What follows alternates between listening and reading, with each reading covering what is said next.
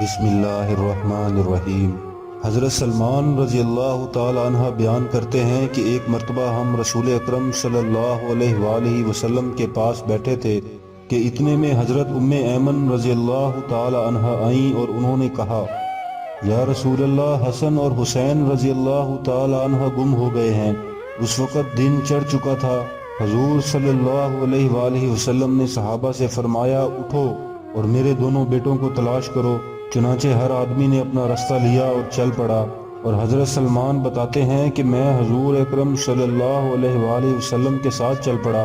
حضور اکرم صلی اللہ علیہ وآلہ وسلم چلتے رہے یہاں تک کہ ایک پہاڑ کے دامن میں پہنچے اور دیکھا کہ حضرت حسن اور حضرت حسین ایک دوسرے سے چمٹے ہوئے کھڑے ہیں اور پاس ہی ایک کالا ناگ اپنی دم پر کھڑا ہے جس کے منہ سے آگ کی چنگاریاں نکل رہی ہیں۔ حضور اکرم صلی اللہ علیہ وآلہ وسلم جلدی سے ناگ کی طرف بڑھے تو اس ناگ نے حضور صلی اللہ علیہ وآلہ وسلم کو دیکھا اور چل پڑا اور ایک سوراخ میں داخل ہو گیا۔ پھر حضور اکرم صلی اللہ علیہ وآلہ وسلم ان دونوں کے پاس گئے اور دونوں کو ایک دوسرے سے جدا کیا اور دونوں کے چہرے پر اپنا ہاتھ پھیرا اور فرمایا، میرے ماں باپ تم دونوں پر قربان ہوں، تم دونوں اللہ کے ہاں کتنے قابل احترام ہو۔ پھر ایک کو دائیں کندھے پر اور دوسرے کو بائیں کندھے پر بٹھا لیا۔ حضرت سلمان فرماتے ہیں کہ میں نے کہا کہ تم دونوں کو خوشخبری ہو کہ تمہاری سواری بہت ہی عمدہ ہے۔